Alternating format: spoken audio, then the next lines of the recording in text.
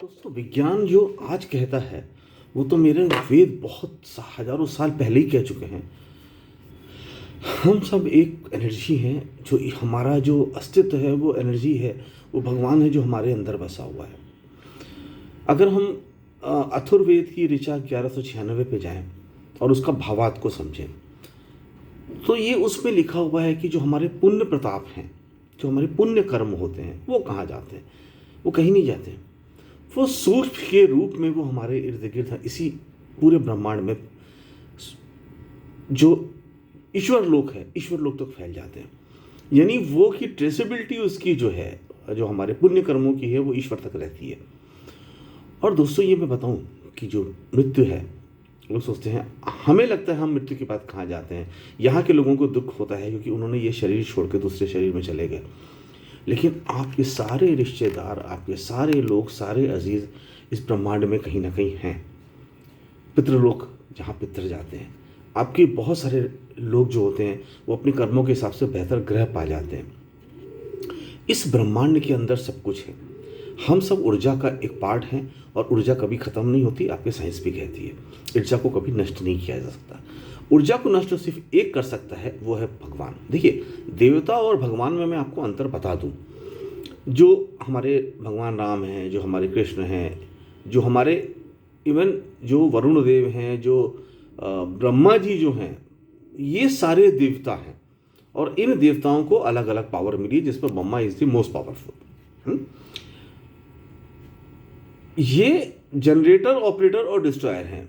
Generate कर सकते हैं, ऑपरेट कर सकते हैं, डिस्ट्रॉय कर सकते हैं। ऊर्जा उष्मा के एनर्जी के स्वरूप को किसी भी रूप में पैदा कर सकते हैं। आज हम इंसान के रूप में पैदा कर रहे हैं, कभी जानवर के रूप में पैदा करते हैं, कभी किसी रूप में पैदा करेंगे। वो ऑपरेट कराते हैं और उसको डिस्ट्रॉय कर सकते हैं, मतलब उस स्वरूप को डिस्ट्रॉय कर सकते हैं, लेकिन एनर्जी डिस्ट्रॉय नहीं कर सकते। एनर्जी डिस्ट्रॉय करने की पावर सिर्फ भगवान के पास है, जिसे हम कहते हैं गॉड। वो है गॉड, वो एनर्जी भी डिस्ट्रॉय कर सकता है। इसके अलावा किसी के पास ये पावर नहीं है।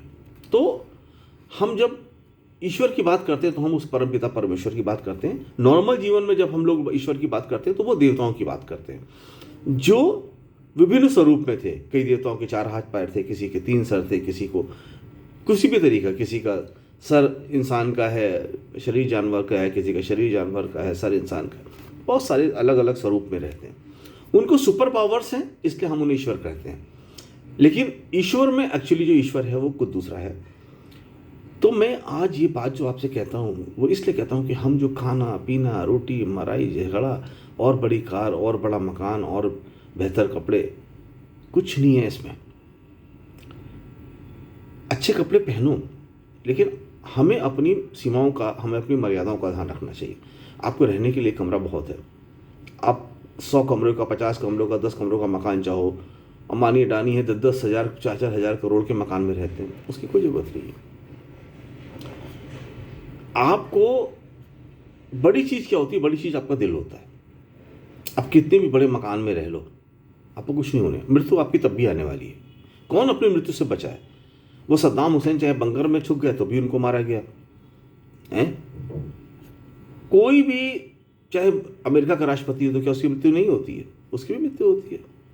मृत्यु सबकी होती है और मृत्यु होनी ही है, क्योंकि आप अमर भी रह सकते हो। इसी जीवन में आप लाखों साल जी सकते हो, लेकिन उसके लिए जो प्योरिटी चाहिए वो प्योरिटी आपके पास है नहीं।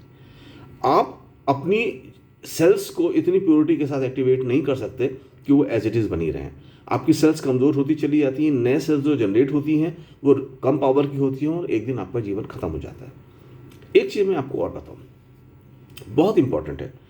जो सानी वाली देवी हैं, देखिए आप सब लोग अपनी देवियों के बारे में जानते नहीं। आपके वही जो आजकल के पंडितों ने बताया और लालच का कि आप दुर्गा जी की पूजा कर लो, वो पावर की देवी हैं।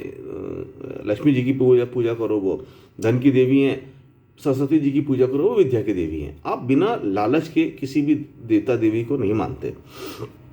सानी वाली देवी वो जन्म की देवी है।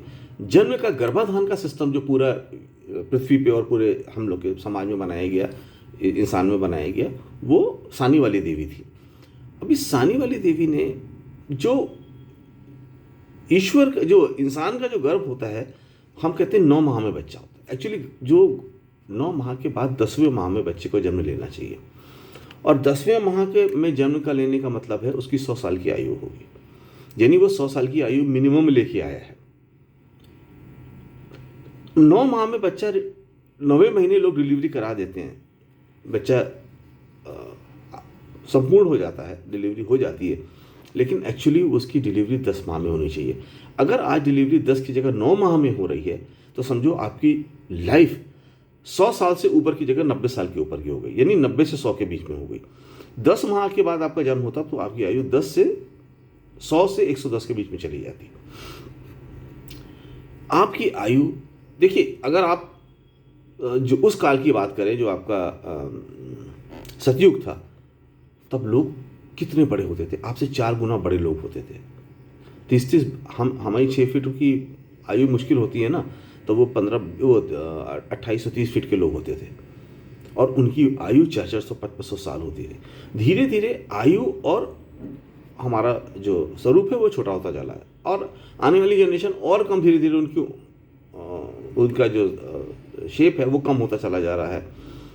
हम क्या है, क्योंकि हम सूक्ष्म की तरफ, अंत की तरफ वापस बढ़ते चले जा रहे हैं। जिस तरीके से पृथ्वी खराब होती जा रही है, हम धीरे धीरे सूक्ष्म की तरफ बढ़ रहे हैं।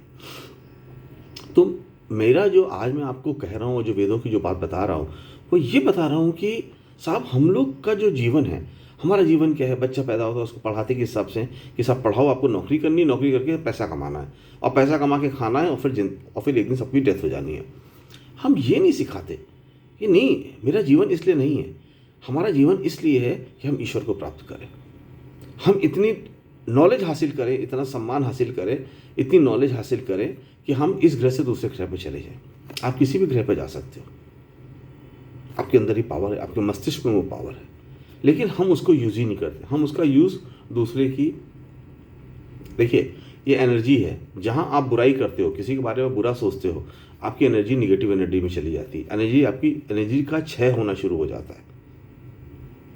तो बुराई के साथ एनर्जी का क्षय होता है, जो नहीं होना चाहिए। आप किसी के साथ बुराई मत करो, सबके साथ अच्छाई करो, तो आप बहुत पावरफुल रहोगे और आप ईश्वर को प्राप्त कर सकते हो।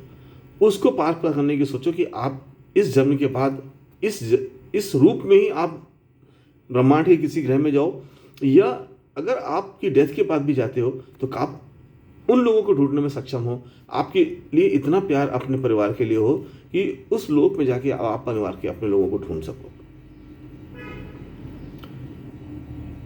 हम सब लोगों को जो बहुत तेज़ी से ख़त्म होते चले जा रहे हैं, हमारा जीवन जो जानवरों में कन्वर्ट होता चला जा रहा है, वो रोकना ही चाहिए।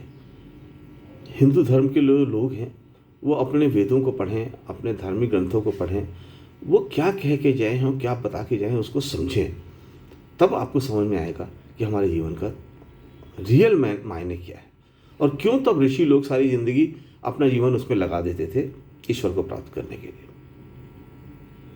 आपके पुण्य कर्म सूक्ष्म प्रवाह के रूप में आपके इर्द गिर्द ही हैं, वो आपके साथ हैं, वो वैल्यू है जो आपने जनरेट किया है और सारी ज़िंदगी वो आपके साथ रहेंगे, तब तक का जब तक आप बुरे कर्मों से उन अच्छे कर्मों को नष्ट नहीं कर देते, मतलब उसका इफेक्ट इक्वल कर देते हो आप,